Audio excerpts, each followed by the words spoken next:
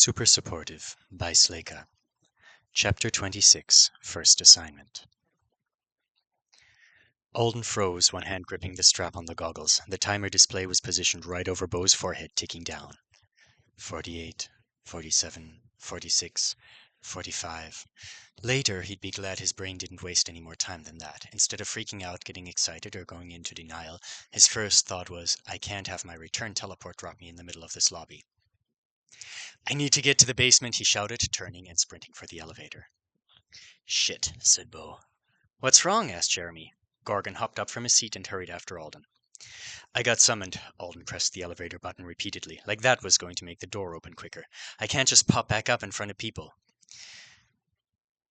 The system wasn't going to do something horrible like splice him with another person occupying the same space, and it wouldn't drop him in back of a lethal location if, say, he ever got summoned away from a ship or a plane, but it would be happy to dump him into a crowd full of onlookers who would all be pretty interested in how he'd gotten there. They would all immediately think, hey, maybe this guy isn't avowed. He could always lie and say it was a return from visiting an Isidora, but if he was wearing a weird outfit and he smelled like an alien bomb laboratory, it wasn't going to hold water. He'd have to go ahead and register, and he'd rather just wait on that. He didn't want the U.S. government following him around and taking notes on his powers before he'd even figured them out himself. The second elevator opened wide enough. He jammed himself in. His friends and Gorgon were right behind him. You guys, I'm sorry to ask, but would you do damage control on Aunt Connie if it comes up? If he was gone a few hours, it was fine. A day or two, even. She just assumed they were missing each other in passing. Any longer than that? Give me your phone, said Bo. I'll answer if she texts. Alden hastily unbuttoned the hot lab coat so he could get at his jean pockets and shoved his phone at Bo. Passcode is... Oh, please, said Bo, unlocking the phone and giving Alden a wry look. You think I never peeked over your shoulder once in the past few years? Fair enough. 20, 19, 18. Alden rebuttoned the coat as the elevator opened. You can't use the trading room, said Gorgon, sorting through a keyring. Your return time is unpredictable, and another selectee may need it. You may use conference room B, last door on the left. You shouldn't have bought the lab suit, Jeremy hissed, chasing Alden as he sprinted down the hall. What if you die? Jeremy, Bo snapped, running after them. He's not going to die, he's a fucking rabbit. Gorgon, what's with this timing? He's been in Avowed for a few hours. Even with his special class mojo in the gear, what are the chances he gets summoned this quick? It was a little unexpected. Even geared up, high-value rabbits were usually only summoned a few times a month. Some skills are more useful than others, Gorgon said, taking his sweet time unlocking the door. Alden put the goggles on. Like the coat, they fit his face perfectly. Maybe he didn't even need them. Some Artonans could have just wanted a spare rabbit for mail delivery or something. The timing could have been coincidental, but better safe than sorry. He flipped up the hood of the coat and dashed into conference room B. It was small and empty. The air smelled stale. The lights didn't work, judging by the half-white, half-gray walls and the rusted paint cans in the corner. Someone had given up on remodeling it years ago, and it had been sitting empty ever since. Is there anything else I can do? Bathroom break would have been nice, but he didn't have time. 48 seconds was even shorter than he'd thought. 7, 6, 5. Don't piss them off, said Jeremy. Alden wished Jeremy's face wasn't pale and scared. It was out of character. It was making him feel weird. He's fine, Bo said. Hey, Alden, the outfit's great. You look like someone who tries to keep his ritual sacrifices hygienic. Asshole. 1. Gorgon gave him a small wave. The last thing he saw before his vision went dark was the three of them standing in the backlit doorway. The nausea Alden was used to with teleports to Isidora was missing. So was the sense of instantaneity. He lost physical awareness, but his mind still worked, and he had just enough time to think, I guess cross-dimension is different than local, before he opened his eyes on another planet. Weird, I don't remember closing my eyes in the first place. Teleport complete. Welcome to Artona 3. Summoner Petit Qual. Quest Hazardous Materials Disposable for Leafsong University. Further details forthcoming. Await instructions. Alden braced himself, half expecting some alien scientist to fling a busted magic grenade at him and say, catch! But instead of a laboratory, he arrived in a space that appeared to be designed specifically for summonings. It was similar to the teleportation booth on an Isidora, but it was half the size of his high school's gymnasium, and the multicolored sigils spiraling over the walls and floor were much stronger. His newly heightened sympathy for magic made him want to stare at them. His sense of self-preservation had him looking at his summoner instead. The Artonin with the white halos stood inside an interlocking geometric pattern, just a few yards away. Her skin and hair were both a pale purplish color, and she was wearing a pared-down version of the Triplanet's traditional wizard's garb. It was usually harem pants, a tight-fitting turtleneck, and a looser overcoat with wide sleeves. But Petiqual was missing her coat, and her pants were a few inches shorter than normal.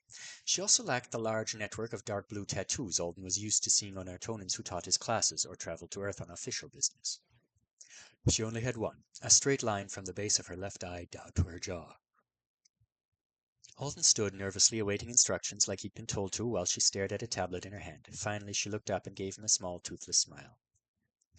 Hello, Alden Riabit. You are here to help out with our annual entrance exams. One of our scheduled assistants used a refusal. So last minute. The replacement had to be a Riabit. Come with me. She turned and headed for the exit. When Alden hesitated for a second, his interface prompted him to follow her, with a large flashing wall of text. I get it. He hurried after Petiqual and the text disappeared. The summoning room had a giant wooden door that looked more like it belonged to a medieval castle than a high-tech setting.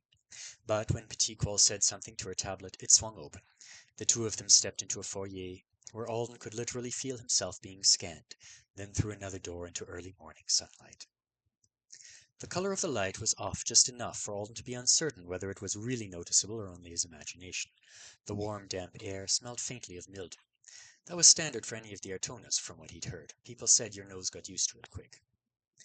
Artona 3's gravity was a tiny bit higher than Earth's, but it wasn't enough to bother him, not when he had so many other new experiences to cope with. They were standing on a wide paved walkway outside a windowless building that was by far the least interesting thing in sight. Next door was a flat rubbery surface covered in painted lines. Alden's best guess was that it might be a sports field, but there were no stands for an audience, and nothing that was obviously a goal. Petiqual led him a short distance down the walkway.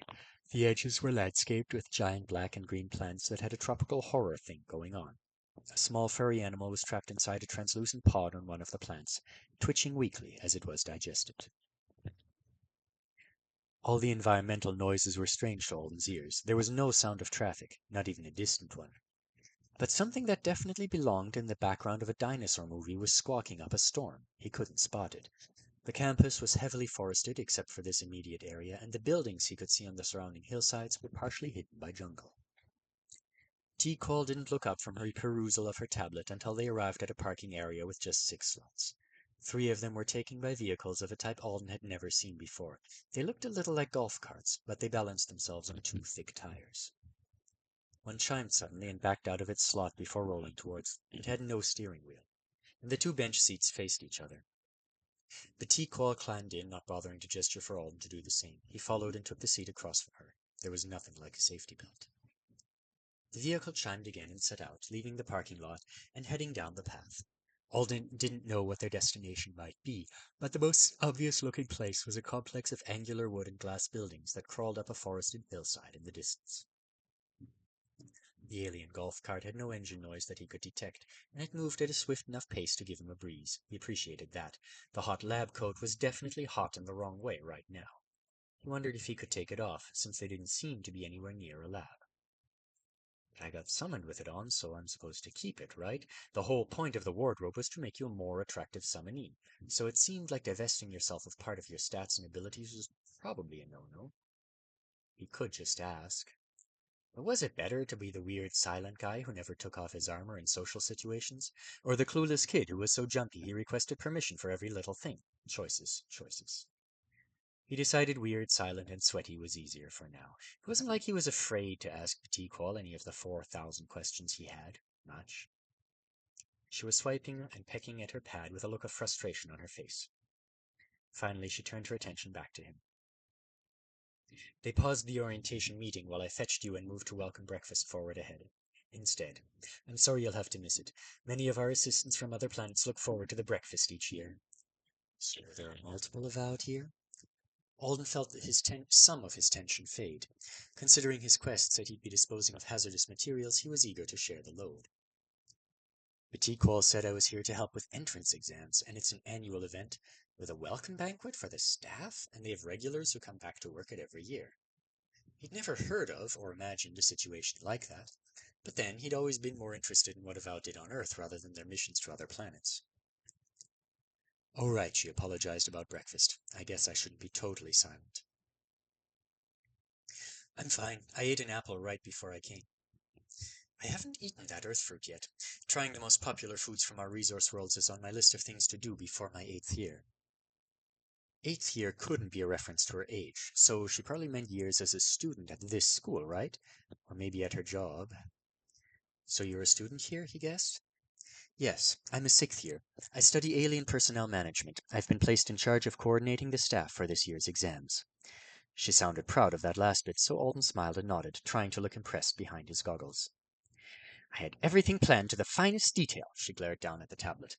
And then the assistant for the laboratory portion of the exams used a refusal after they'd already begun the orientation. Zohar has 3 weeks' notice beforehand. Isn't that very unprofessional? A sidebar appeared on the interface, informing Alden that Zohar was a pronoun used by one of the peoples from planet Smith. It couldn't be accurately rendered in English. 3 weeks does seem like a long time. Well, thank the ancestors for the edits. She was still frowning a lot for someone who was supposedly thankful for. The contract doesn't seem to have your specifications fully analyzed yet. I saw that you were new when it recommended you for the assignment, but have you not tried your gift on complex life forms? It would be nice to have those numbers. What numbers? Obviously, she had more information about his skill than he did, which didn't seem fair. Would the system get mad if he tried to peek at the tablet? I haven't tried anything alive yet. It had occurred to him that it might work. In fact, he was thinking of it as something of a finale for the power testing, and Bo had an entire page of his binder dedicated to living subjects. But first, Alden needed to get his hands on something alive that he didn't mind accidentally killing or mutilating, in case the preservation skill did something gruesome to it. He wanted to start with something that deserved to die, like a mosquito, and then work his way up from there to the more charming vertebrate animals, like gerbils and Jeremy. Petit Quoll turned away from him to stare at the plants they were passing by. At first, Alden assumed it was just her way of ending the conversation. But after a minute, she stopped the golf cart with a verbal command and hopped off. She headed toward one of the carnivorous plants. It had a frog stuck inside its translucent pod. Petit Quoll tapped a thick silver ring on one of her middle fingers a few times, and a triangle of light about 4 inches long appeared in front of it. Alden thought it might be a knife, and it turned out he was right. Petit Quoll swiped it through the stem holding the frog's pod in place, and it fell away from the plant easily. There was an accompanying burnt smell. Note to self, thought Alden, don't challenge her to a fist fight. She gestured for him to step down and take the pod from her. Alden took the plant by the stem, careful to start walking immediately upon receiving it. He felt his skill activate and the frog froze in place. The creature had a protective shell on its back like a turtle and bulging black eyes. Where its back feet rested against the base of the pod, they seemed to be blistering. A little weirded out by his horrible new bouquet, he walked back and forth, taking great pains not to leap around wildly. The skill drain was about the same as it had been with the lighter flame. You should deactivate your trace during exams, said Petit Quoll after staring at her tablet. You're not very proficient with it, I see, and you won't have room to use it well during this assignment anyway. Okay, said Alden, still pacing with his frozen frog. What about the lab coat? Yes, it's what made you eligible for this position. Uncommon to find a rabbit with proper skills and specs for the laboratory.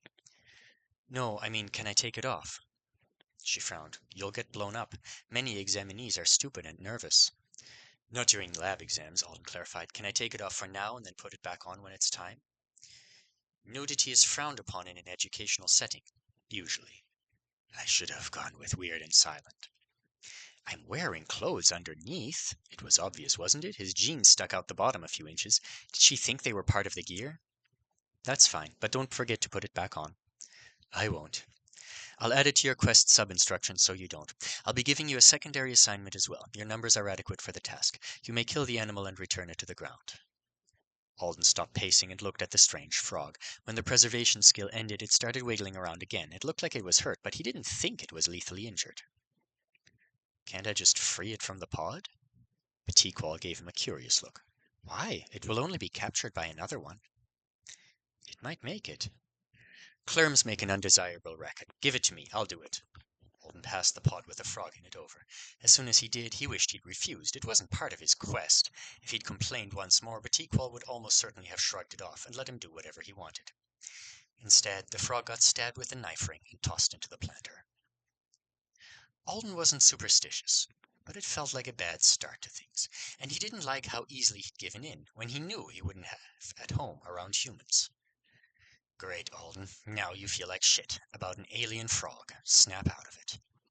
He took his lab coat off and climbed into the golf cart again.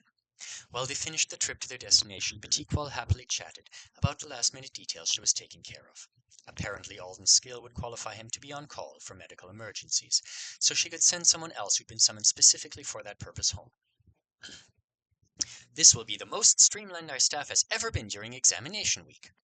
She also promised to have the standard human necessities package delivered to Alden's room. When he asked why he would need a room, she finally released the full quest information so that he could see it. The job itself seemed okay. The entrance examinations had laboratory requirements, and Alden would be in charge of collecting and disposing of any volatile garbage the aspiring students might take. It sounded like he would be Alden Thorne's super trash collector for the majority of his time here. As she'd promised, Batikwal had given him a secondary assignment as a resource for university medical staff to call on during emergencies, so he was going to be a super walking ambulance, too.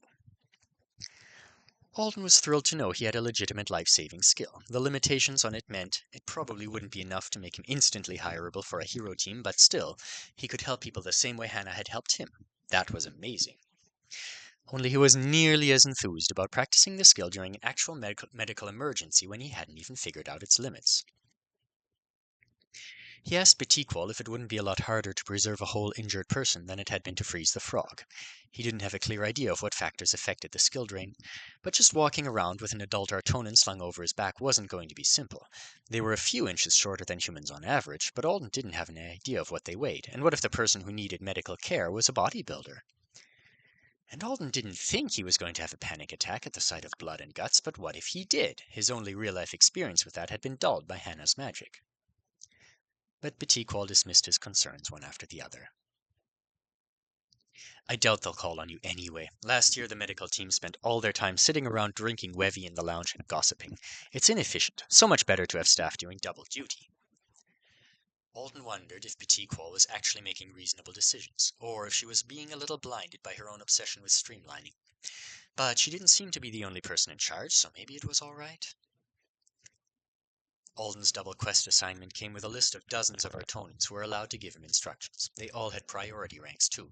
Thankfully, the system would just tell him when he was given an official order, rather than making him memorize who all these people were.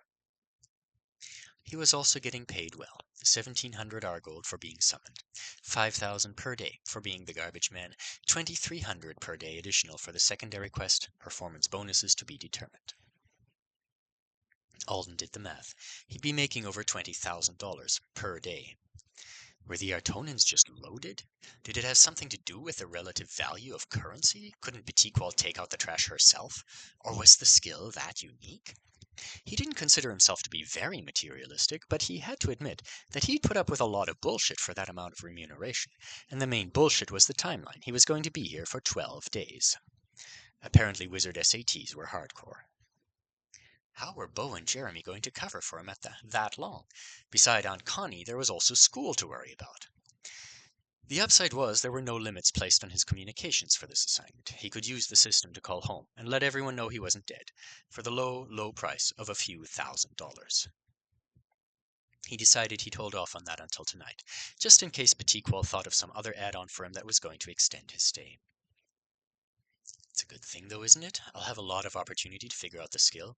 Plus, I'll make so much money, and there will most likely be other humans I can ask for advice. As far as quests went, he thought this had to be pretty close to the peak of Cushy. Their cart had just finished climbing a winding drive to the top of a hill. They arrived at the entrance to something that looked to Alden like it might be a conference center or large classroom building. The cart stopped under a low roof covered in ferns, and the building's doors, which he had assumed were made of glass, dissolved into sparks of light as they approached.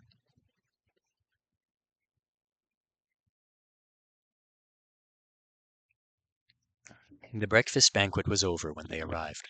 Alden wasn't too nervous to be hungry anyway. But even though Batikwal seemed to be in a rush, she hurried him into the room where the food had been set up and forced a to-go cup full of Wevy into his hand. Might have been a cultural thing with her, so he took it. He had a vague recollection of Instructor Pawik saying that some communities of Artonans thought Wevi service was important for guests, and for all he knew, Leaf Song University was in an area where that was the case. He'd only had it a few times before, always at school events to celebrate Contract Day. It was a spiced fruit juice that tasted almost exactly like eggnog, and it would have been much more enjoyable if it wasn't always served at a temperature near boiling. Interestingly, "Let me take your luggage" activated automatically when Batikwal handed him the cup. It was a pretty casual interaction, with no obvious intent on her part to give him the drink for preservation. He filed it away for consideration and followed her quickly down a hallway with gleaming wooden floors to a semicircular classroom with 3 tiers of chairs and tables looking down on the lecturing area. There were around 30 people present, though the room would have held over 100 humans and Artonans. Alden did his best not to stare at the first Grivex he'd ever seen in real life. They looked like giant hairless panthers with their joints bent the wrong way, and 3 of them were lying on top of the tables at the back of the room. They all had on helmets with reflective visors and vests made of thick interwoven straps. Alden didn't know if it was fashion, armor, or life support. Around half the people present were human. He followed Batikwal up the second tier of seats, where she stopped in front of 3 middle-aged human men and 2 large Alden thought were male. He'd have to measure the width of their chin ridges to be totally sure, and that didn't seem like a good way to make friends. There had been a cheerful general chatter in the room when they first entered, but as soon as Batikwal led Alden up to this group, it stopped. He glanced around and saw every human eye turn toward him, and most of the alien ones, too. He had just a second to reflect on the fact that they should have expected this before Batikwal spoke to a man with dark hair going grey at the temporals. "Pineda, come with me. Your assistance is no longer required for this event." For a moment the man looked almost panicked as he glanced from Batikwal to Alden, but he tamped it down quickly and stood with a smile. "Guess I get to go home and relax now," he said, pulling a small rolling suitcase out from under the table. His friends were not smiling. In fact, the short, heavy-set one looked like he wanted to fight somebody. His nostrils were flaring, and the stare he leveled at Batikwal made Alden's hair stand on end. And Alden didn't know what an angry lorch looked like, but he was guessing the cobra sway thing they were both doing with their heads was some kind of malcontent. Pineda leaned over and clapped the 2 humans on the back. He made an unusual double-handed, cross-armed wave at the lorch, then he turned to Alden to shake his hand. "Congratulations. It's exciting to see a boy your age joining the medical team. Hope I'll get to work with you next year. These guys will make sure you have a good experience." "Thanks," Alden said, shaking his hand awkwardly with the arm that was holding both goggles and lab coat. "I would love that." Oh God, he thought. "I'm taking your job, and I'm probably not even qualified, and your friends look like they want to beat my ass for it." Pineda was being cool about it, but he had to be cool. What was he going to do? Pitch a fit? At best, he'd be blacklisted by the university, and never get summoned for this gig again. And Batikwal clearly did not care that half the people in the room just looked either sad or pissed off. Alden didn't know if she had bad social skills, or if she just had no reason to pay attention to the atmosphere among the Artonan's servants. Even worse, she gestured at the seat Pineda had just vacated, clearly indicating Alden should take it. There were plenty of empty seats in the room, ones not surrounded by people who were shooting him death glares. He stared longingly up at the Grivix as he squeezed down the aisle toward Pineda's chair. He could sit with the giant panthers, or they could eat him. Either way, he'd be out of his misery. Instead, he sat down awkwardly between the stocky guy who was breathing hard and staring at Batikwal's retreating back with murder eyes, and the other man who was wearing a full 3-piece suit and an expression like he'd just watched his own father being kidnapped. Whispers went around the room when Batikwal was out of sight, and Alden did his best to feign an avid interest in his cup of Wevi. He kept sipping it, ignoring the fact that it was burning his tongue, in hopes that his orientation meeting would start and he wouldn't have to talk until he'd gotten his bearings. He stuck out like a sore thumb.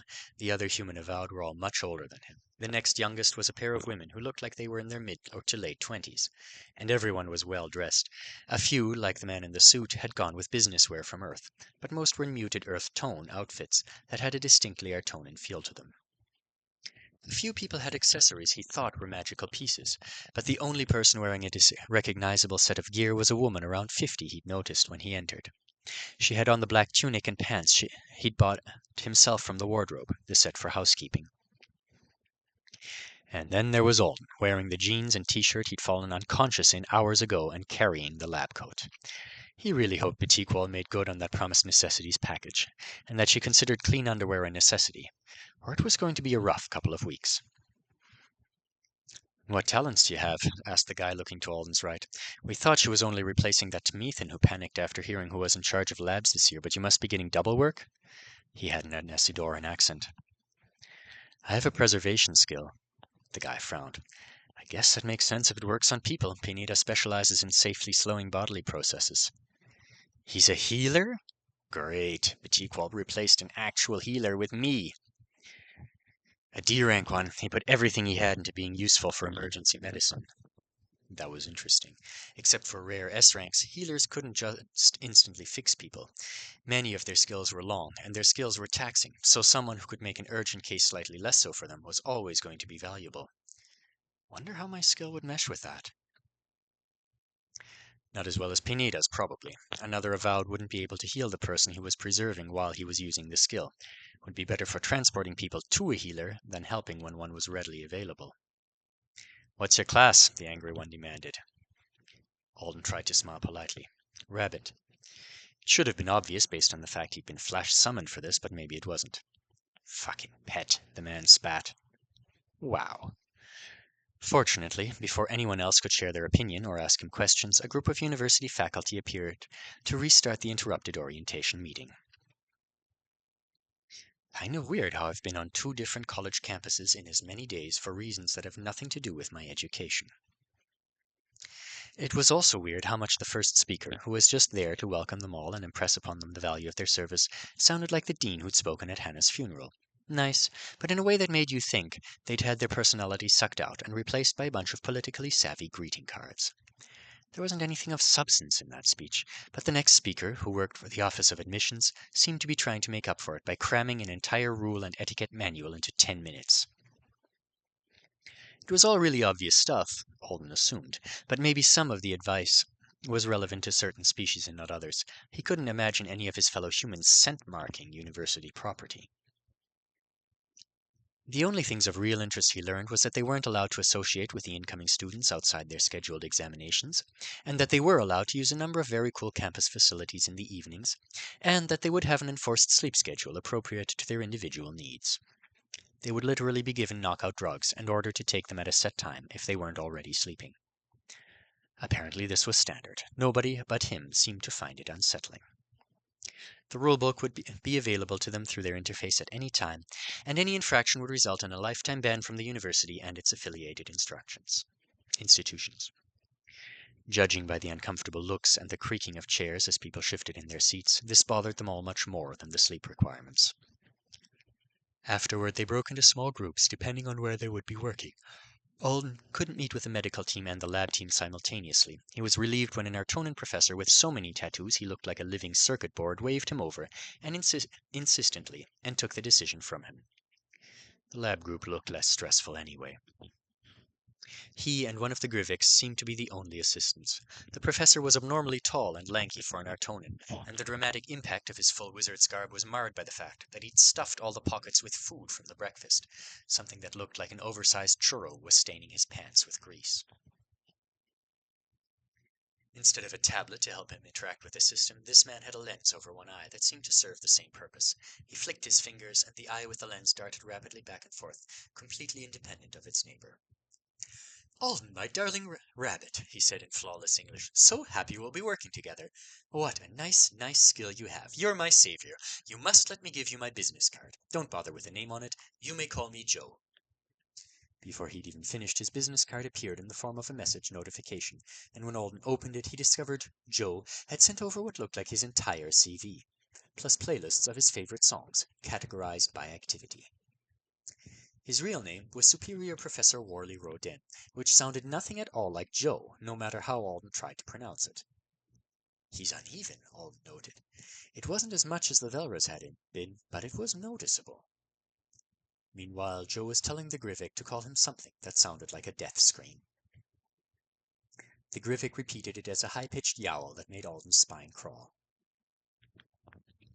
I'm so happy to meet you both. Alden, sweetheart, I see you bought my coat. He pointed at the lab coat. I was on the committee that decided it should be included in the wardrobe decades ago. It hasn't been nearly as popular as I imagined it would be. Clearly, we were meant for each other.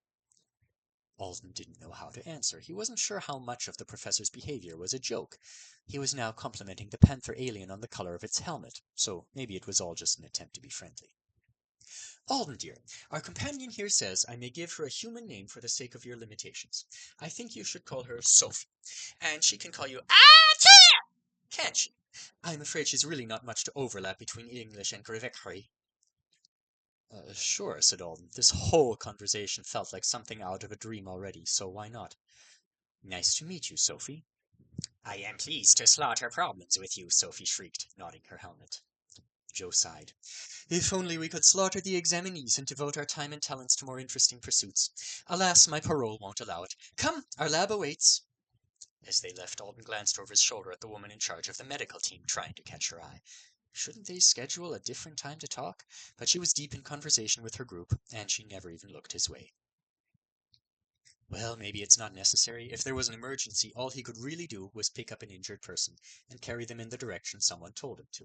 He'd taken a first aid elective in middle school, but he doubted that would come in handy. Did CPR even work on Artonans? Professor Joe led him and the Grivek to the basement, and then through a series of dimly lit hallways to a stark white room the size of a football field. There were 75 large lab tables set up, covered in identical sets of equipment. Most of it was utterly unfamiliar. All Alden recognized were burners, beakers, scales, and tongs, and even those were oddly designed. Let's see, said Joe, cracking his knuckles and narrowing his eyes at the tables. Yes, it's the same crap setup they used to have. How do they expect to inspire and stimulate the youth with this kind of hand-holding? I don't know. Do you see those irradiators? So many safety features that there's no room for student creativity. He was pointing to a line of large ovens at the back of the room. Come this way, Alden, he said. We have to fix it. Should I target you? Alden asked. With my skill? Oh, no, not at the moment. Though you can if you like. Actually, I'm very interested in that skill, my dear savior. That particular limited edition gem is perfect for lab work, but not so for this lab work. The obsessed honor student from the personnel program is so focused on minimizing costs that she's crammed you in because you'll be adequate at 2 different jobs, rather than ideal for either one of them. Very stressful for your first assignment, I would think. Oh, said Alden. He was simultaneously worried that he was going to fail hard, and relieved that someone in a position of authority seemed to be aware that Petitqual didn't care much about his suitability for the assignments she'd given him. Why is my skill bad for what we're doing here? Excellent question. It's the entrustment. Your ability to hold volatile reactions instantaneously and completely is dreamy. I wish I could do it myself. But the fact that someone will have to willingly give the dangerous substance over to you is a complication for today's job. I thought I would mostly be hauling away trash. How dull. There will be a bit of that, but you and our angelic Sophie here are going to prevent terrible catastrophes from killing off the aspirants. Isn't that exciting? I've done this before. I'm usually in charge of monitoring students at the irradiators. And so you shall be today, unless Alden and I make a mistake, and then it will be your job to throw yourself on the grenade, so to speak. Alden stared at Sophie in alarm, but the Grivik was making a choking sound that his interface said was laughter, so that was good. Now, Alden, it's best of you to think of the students as revolting, arrogant little pukes who can't hold the idea of their own failure in their head for even a moment, the professor said. Especially the ones in the first 6 sessions. They're all trying to test out of the introductory courses. Ha! As if I'd let them. Joe crouched down beside the nearest lab table and opened something that looked like a mini fridge. It was full of bottles, jars, and pouches that contained powders, liquids, and shavings of wood and metal. A few even had whole dead animals inside them. I will do my best to strike fear into their hearts when they first arrive, to impress upon them the importance of giving you their heinous failures when they're told to. However, we mustn't expect them to be entirely rational. This is the sort of school that attracts a lot of, shall we say, coddled geniuses. He started taking things out of the fridges and tossing them toward Alden, who had to drop the lab coat to play catch. He was soon holding an armful of what he assumed were chemicals and magical reagents. Take those to that corner over there, Joe said, flipping his hand.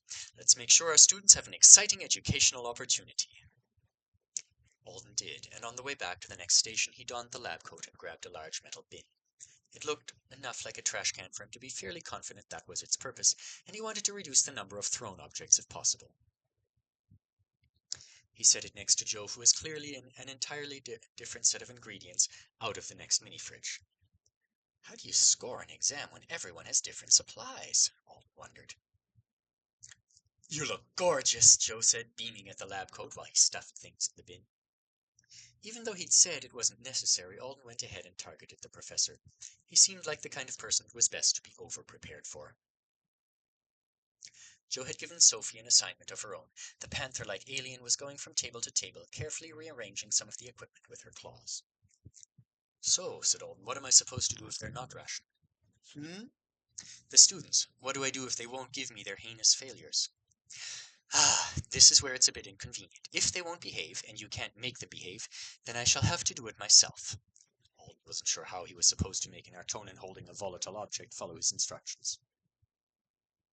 Don't look so concerned. We'll work it out together, Joe said brightly. We'll think of the first session as a trial, and then over lunch, assuming we haven't been brought before the disciplinary committee, we can discuss opportunities for improvement. Alden was still pondering that worrying statement, and the fact that the professor seemed to actually mean it, an hour later, when the woman in charge of the medical team hurried into the room to brief him on his role in the event of an emergency. You're basically equipment, she said bluntly. No thinking required. If you get called, just use your skill to the best of your ability and follow instructions from anyone with more authority than you, which is everyone. She gave him a red glow stick to wear around his neck at all times, and 4 different pills that he should take immediately after an emergency teleport to reduce undesirable outcomes. What does that mean? Alden was already feeling strange about the fact that he'd be forced to go to sleep every night. Getting casually drugged left and right hadn't been a feature of any story he'd ever heard about being avowed. This one keeps you from throwing up, this one keeps you from passing out, this one temporarily inoculates you against theted fever, and this last one makes you unable to register physical pain. There is no way this combo is good for my health, especially the one that offered immunity to pain. If that was available on Earth and not dangerous, people would be taking it all the time. He thanked the woman anyway and stuffed the pill bottle into his pocket, hoping he wouldn't have to use it.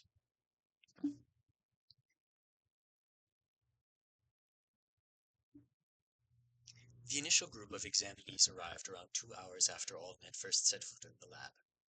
He and Sophie sat on the floor in the back by the irradiators, watching as each one entered the room and bowed to Professor Joe, apologizing for the fact that they had to wear shoes while working with dangerous supplies. Every prospective student was accompanied by 1 or 2 assistants who didn't bother apologizing for their footwear.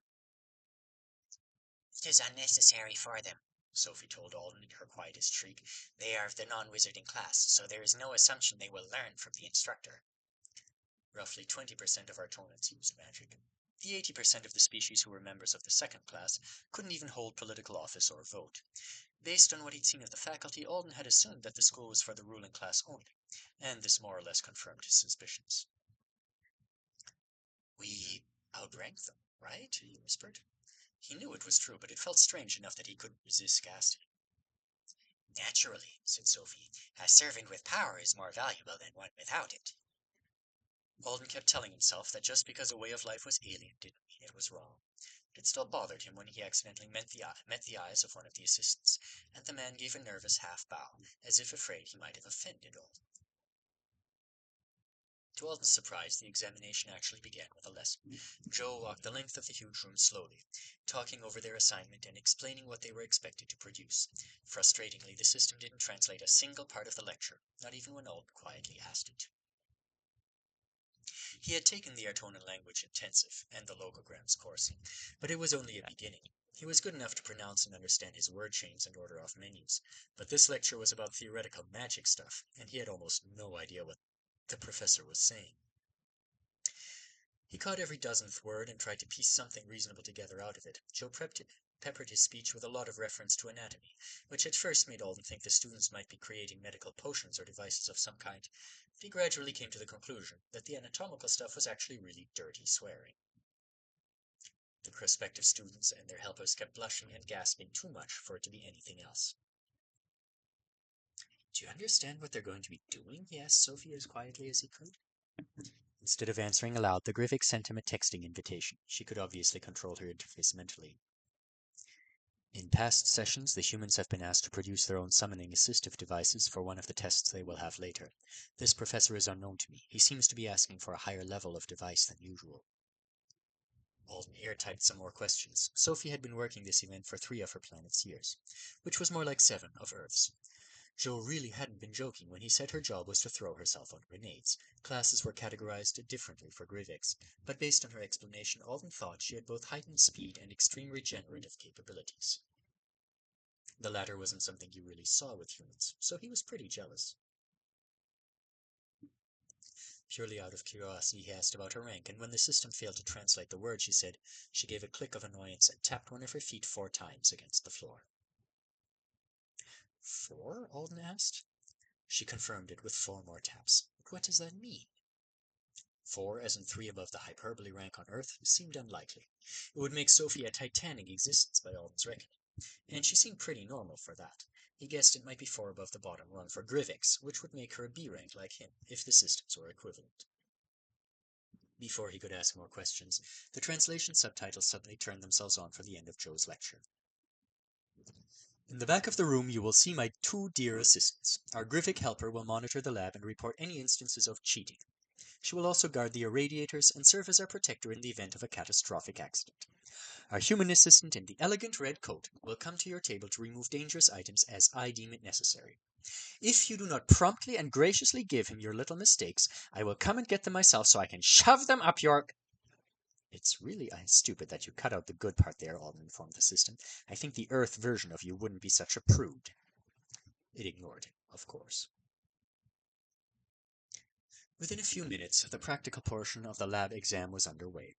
Alden could practically taste the stress in the air. One of the guys at the table nearest him seemed to be hyperventilating while he stared at the equipment.